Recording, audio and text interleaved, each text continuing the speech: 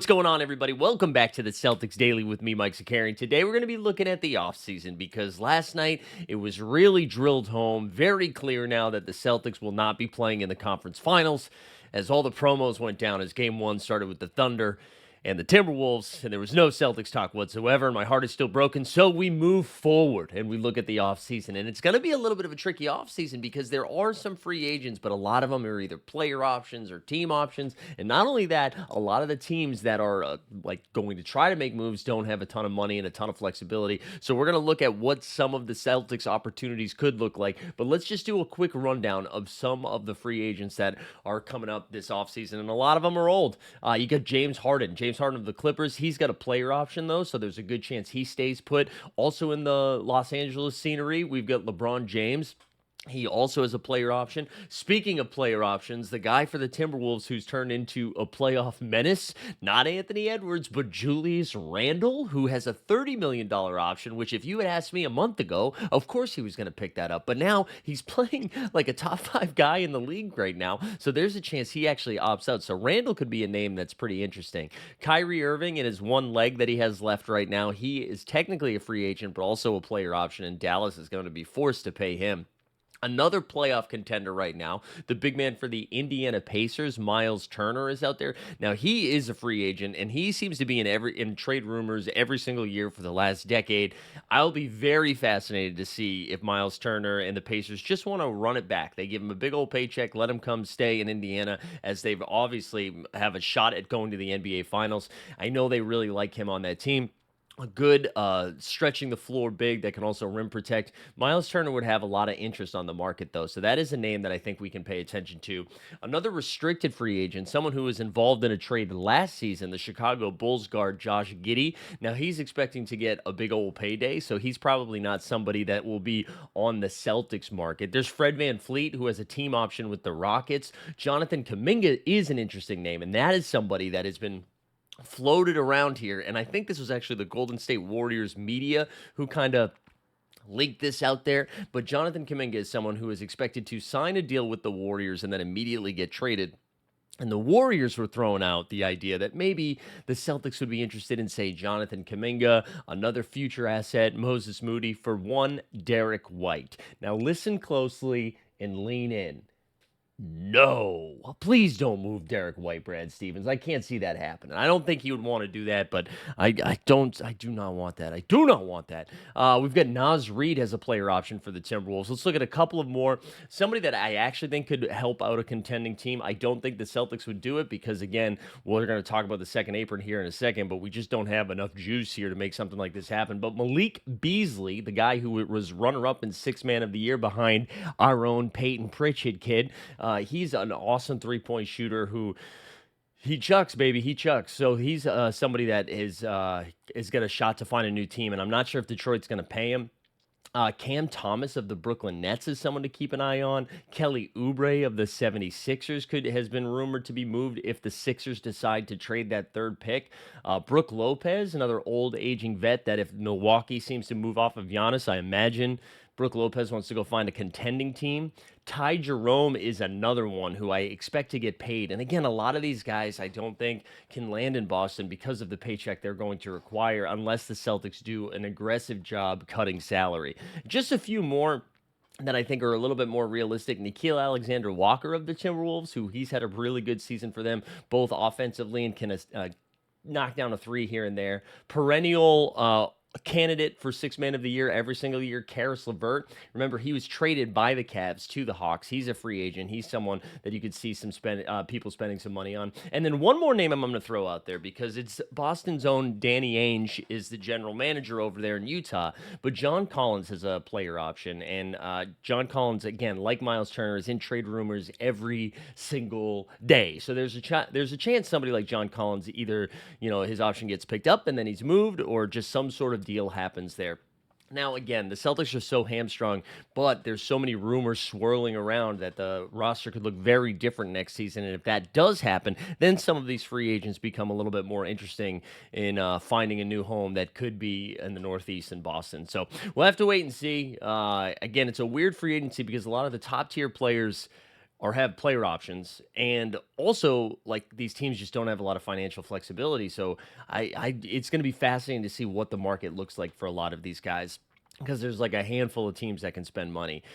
We get another little update on Kristaps Porzingis. I mentioned in our most recent video about having post-viral syndrome, and it just because I'm an idiot and I don't know a ton about post-viral syndrome, I try to look up some research because I assume, hey, if I'm an idiot and you're watching me, maybe you're an idiot too.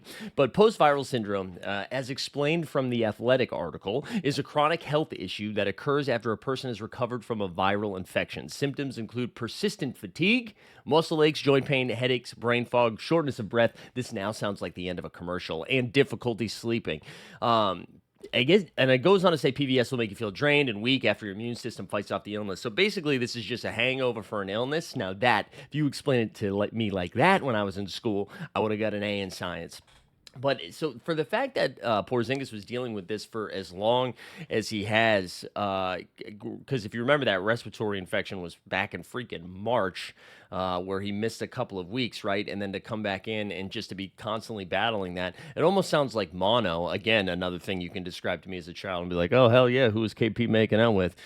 I am just so fascinated by this in a lot of ways, because why? I mean, I know like everybody's body is different, but this seems like a pretty unique thing, and for them to just not have like answers about it for such a long time. I'm not trying to go hold like tinfoil hat, put me on a podcast, and I'm starting to speculate or anything like that. I'm not like conspiracy theorizing. I'm just saying it's just bizarre. This whole scenario is so bizarre and just so unlucky, especially with somebody like Porzingis, who, is just constantly battling injuries. I think because he is 7'11" or however tall he is, and he looks like a giraffe out there, it's easy to battle some injuries. But normally that's like a knee or an ankle or a leg, right? Not post-viral syndrome, which is just such a freak thing. And it just goes to show you how frustrating the Celtics postseason run was from, you know, Jaylen Brown's injury, KP's health, Drew Holiday's injury, Tatum's catastrophic injury. It's just kind of crazy. And one other thing that I always forget, because sometimes you hear these names for such a long time and you're like, wow, man, this dude is an aging vet. Kristaps Porzingis is 29 right now. Dude's not even 30 yet. So, like, clearly he has a lot of basketball in front of him.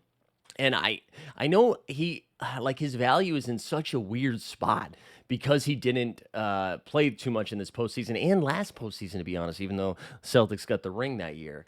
And having the expiring contract, I'm curious if teams are going to try to make a move for him, and it might not happen until like February at the All-Star break. But again, this offseason is just so interesting because you just don't know how new ownership is going to attack. I mean, I think if this is Wick Grosbeck who is still running the team, maybe this would look a little bit differently.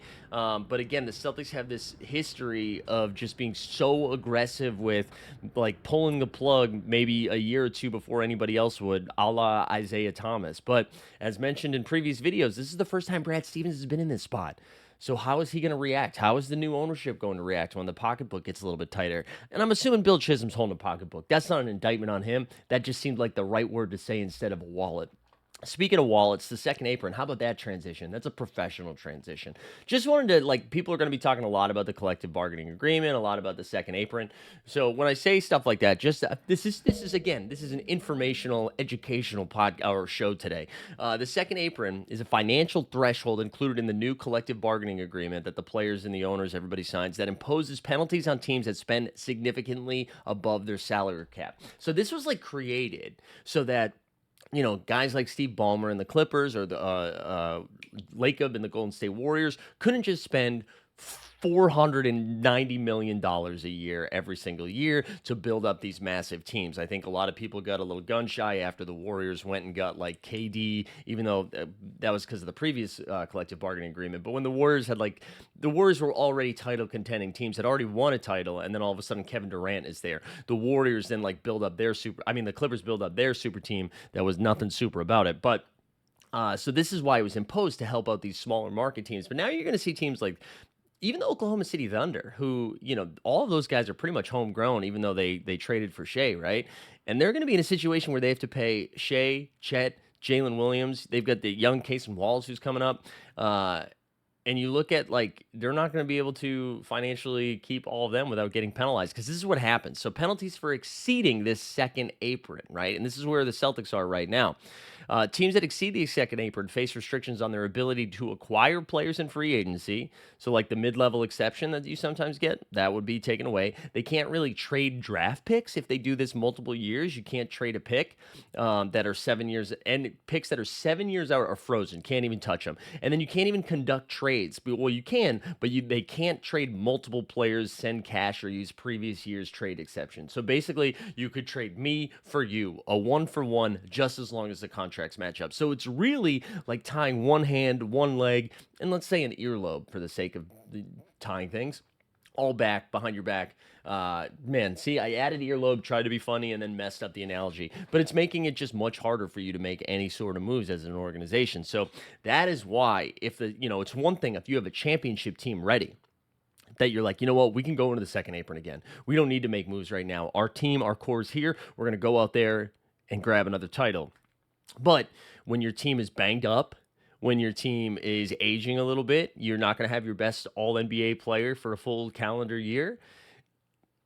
It's not really worth screwing yourself over in that manner. And I think that's kind of where the Celtics find themselves right now heading into this offseason. And last but not least here, what's also so fascinating about this, and the Celtics, add to it, the East is going to be trash.